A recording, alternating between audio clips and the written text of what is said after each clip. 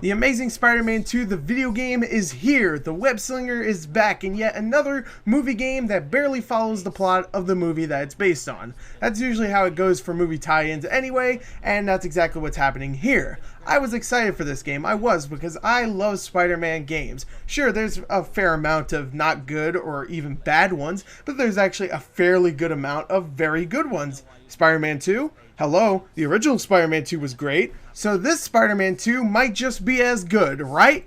Well, I am saddened to say that this game is not terrible, but it's definitely no Spider-Man 2.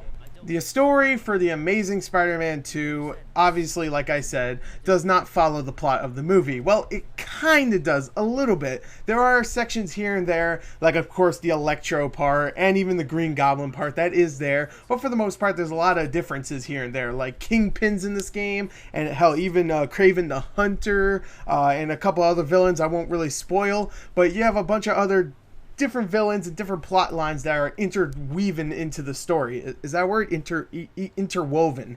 There you go. Oh boy, I'm stupid.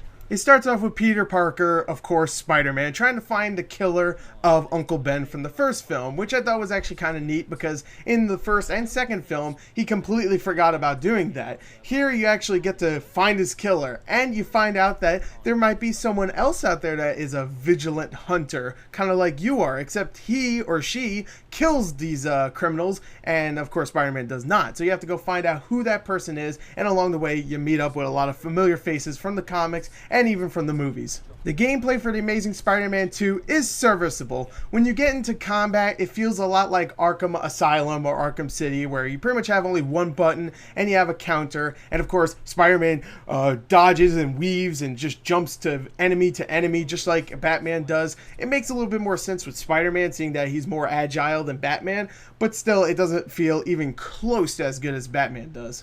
But it does offer some really cool looking finishers that even Batman would applaud at. There were some pretty good ones.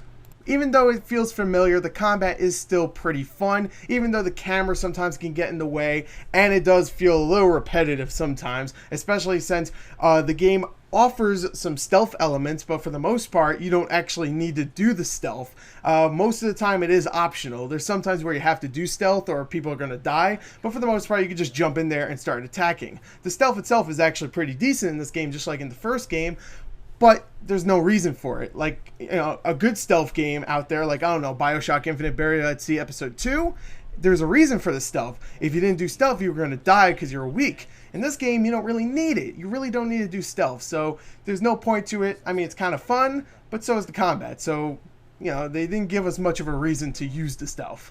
Now, the thing that everybody should be excited for in this game isn't the combat or the stealth, it should be the web slinging. And the web slinging here is a lot of fun, just like in a lot of other Spider-Man games. And what I really love about the web slinging here is that they go back to the original Spider-Man 2 and take that format for web slinging. In this game, you can control either your left arm or your right arm, and you could individually do that. In other games, it was just like, hey, hold down the RT button and you'll swing. In this game, if you want to use your left arm, you press the left trigger. If you want to use your right arm, you use the right trigger.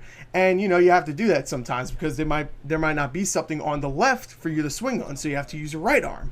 It makes the web slinging feel more active, like you're doing more, and it feels more realistic. Now, there is actually a couple of problems with the web slinging, mostly glitches. The glitches in this game are crazy, and they mostly come from the web slinging. If you're like web slinging and you hit a building on accident, Spider-Man will either freak out or he'll just slide against the wall and the camera will just screw up. Sometimes he'll freak out and then just for some reason just starts hanging off the wall or jumping off of it. I don't even know what he's doing.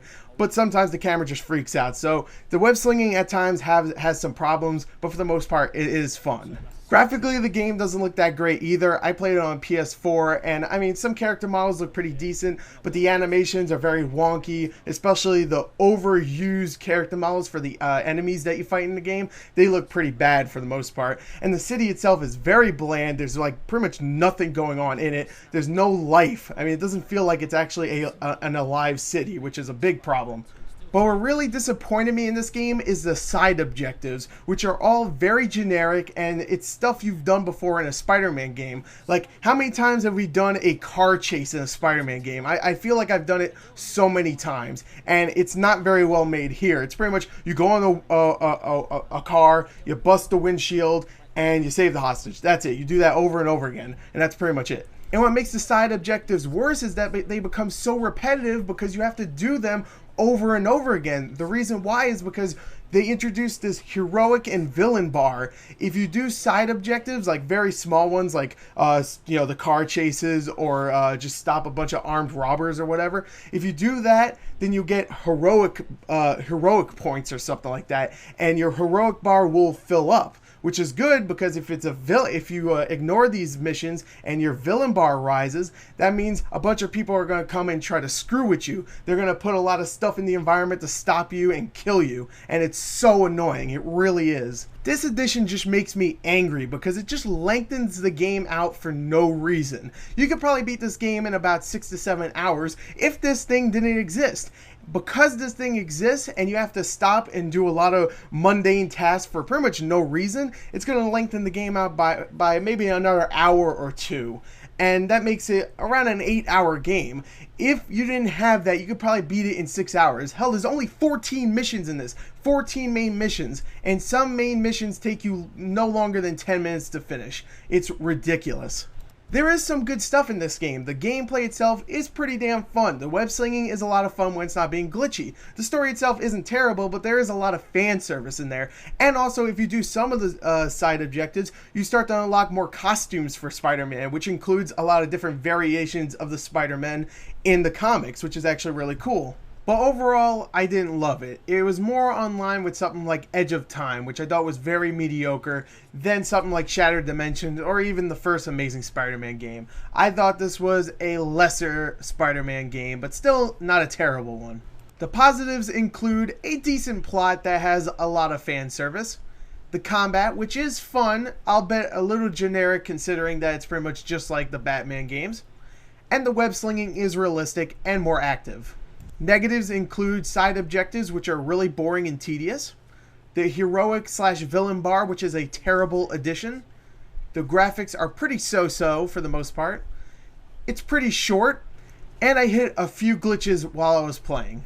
So that is my review for The Amazing Spider-Man 2, the video game. Hopefully the third one will be better. I believe in you, Beenox. Let's just hope you have more development time for the next game. So there you go. There's my review. I hope you enjoyed it. Thank you and goodbye.